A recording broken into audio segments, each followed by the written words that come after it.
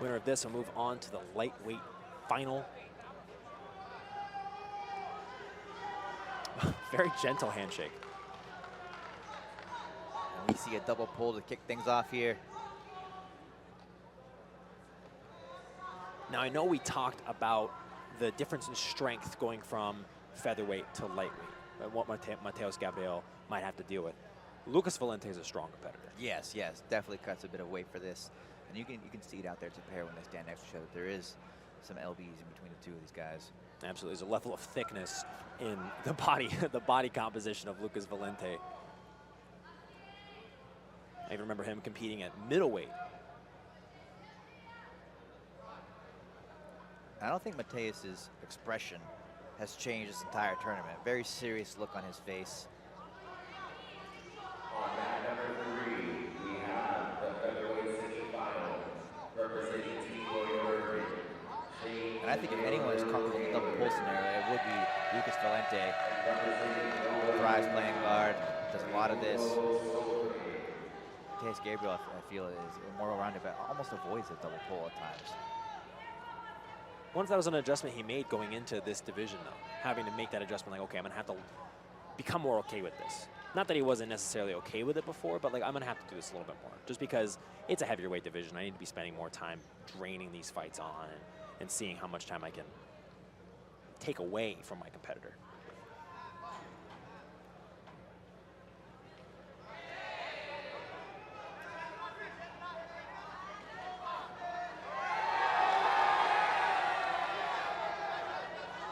Both athletes will double pull again. Already 2 penalties on either side. Matheus opts to come up, earn the advantage there. He directs himself the action back to the center of the mat. Let's go, 8 minutes and 30 seconds left. Matheus is ready to open up here. A lot of intensity out of Matheus Gabriel. He's usually dancing, usually out there, looks like he's having fun even while he's serious, but there's a lot of intensity today. You can see it even in the handshake, even how he just slaps the hand away of Lucas Valente.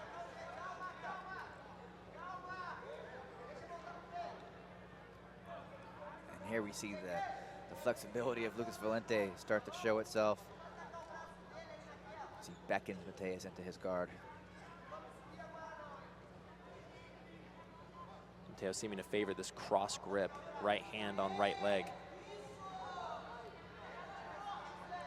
First match of the day we saw out of Lucas, it was mostly close guard. Seeing a lot more open guard even in this match than we did in the match with Marcio Andre. So.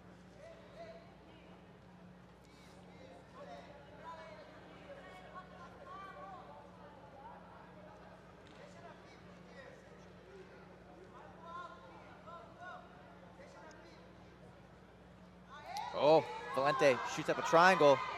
Matheus is able to pull out before it gets too deep. Narrowly escaping what could have been a bad situation there. Valente is so explosive from that position. Really just needs a small opening just to cut the angle, and boom, that triangle is on.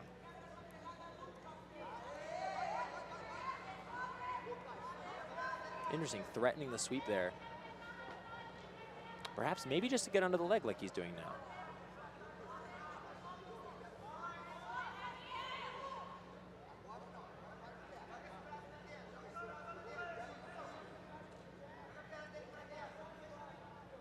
Lucas Valente, also a world silver medalist. Correct.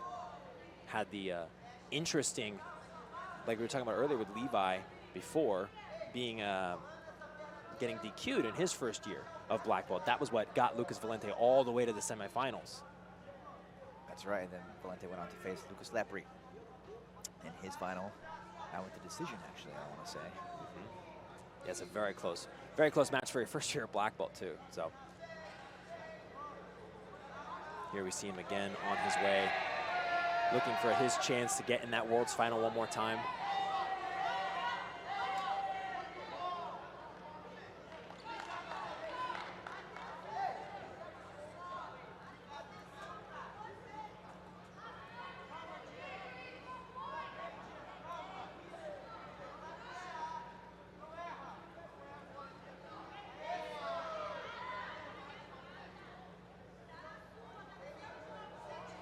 Just nearing about 40 seconds left until the midway point of this match. Hey Matt, the timer is off here on our. Sorry, I thought you were pointing at the score. I was like, let's go.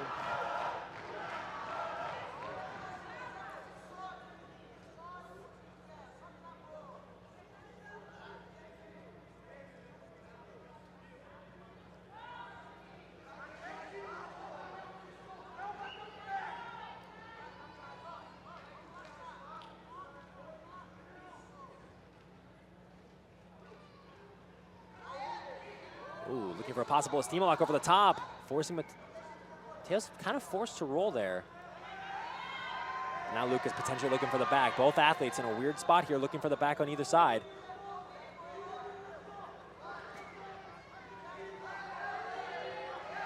Oh, Matheus getting a little bit of space over.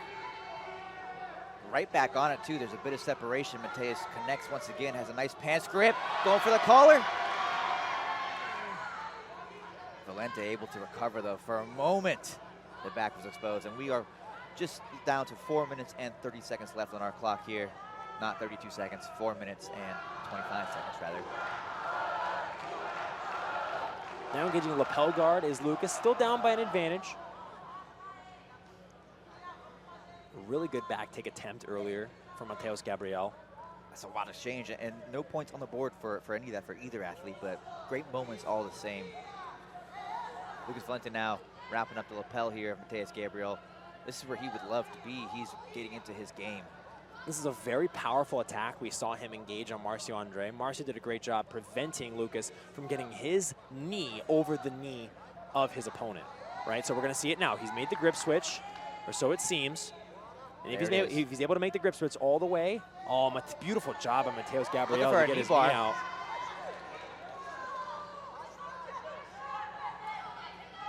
We see that lapel attack being used by more and more athletes as time goes on. It's such a powerful attack to use.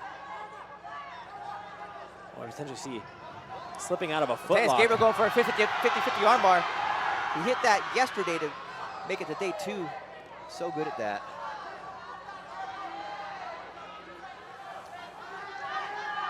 And no adjustments made. Matheus Gabriel still up by 1 advantage. 3 minutes and 15 seconds left to go. Smart move by Lucas Valente to come up immediately on that double pull. Now the score's tied up, 3 minutes left. Matheus doing a nice job of getting underneath momentarily there. Heavy collar drag, really off balancing Valente at the moment. Once again, like he did in his match before as well, deep De La Riva, constant attack by Matheus Gabriel, very, very effective. We have to wonder now if Matheus Gabriel is taking the clock into account, wondering when the best time to sweep Valente is, if possible, as Valente will be going into his A game, the bottom game. That is a very interesting perspective I hadn't thought about, Chase. Yeah, that's very, very important. He's got to know, will I have enough time to defend the onslaught of Lucas Valente after I potentially even sweep him? We're not even saying that he's going to sweep. There's so much that goes into this next 2 minutes. Because he'd much rather sweep and not be swept back and be forced a decision, right? That's the math there. Of course, it'd be all equal. 2 minutes left. I'm sure Valente would prefer just to pass and have all things be in his favor, but Matheus has an excellent guard.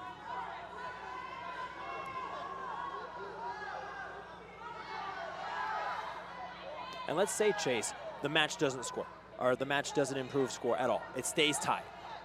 Who's in the lead?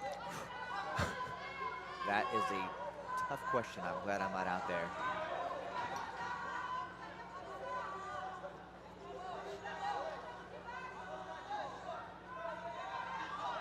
Matheus looks at invert.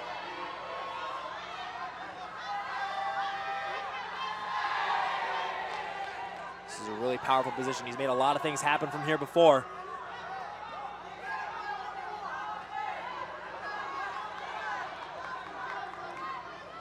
Nearly 1 minute left. The score is all the way tied up. These two are fighting for their slot in the final.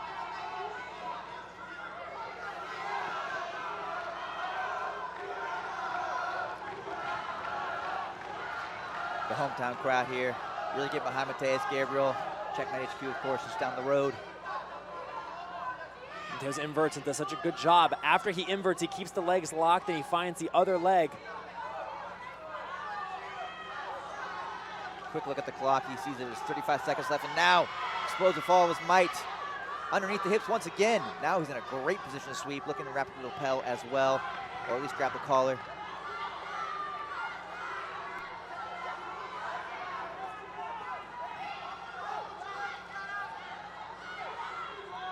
"18 seconds to get the sweep." He's nearly there. He's trying to scoot out so he can get a little better leverage to come up. He does. Oh my goodness! Will he get the sweep? 5. Matheus Gabriel needs to put his knee down in order to get the advantage.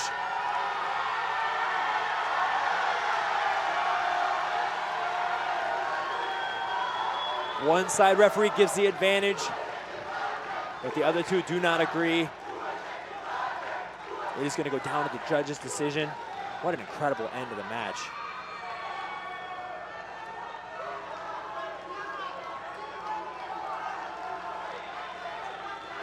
Will it be Matheus Gabriel or will it be Lucas Valente moving on? Lucas Valente feeling confident.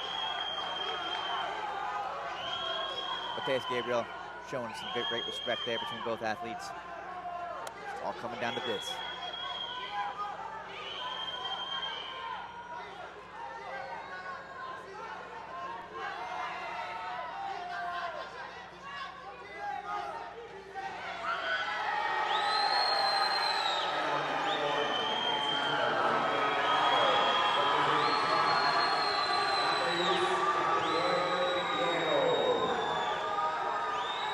And Lucas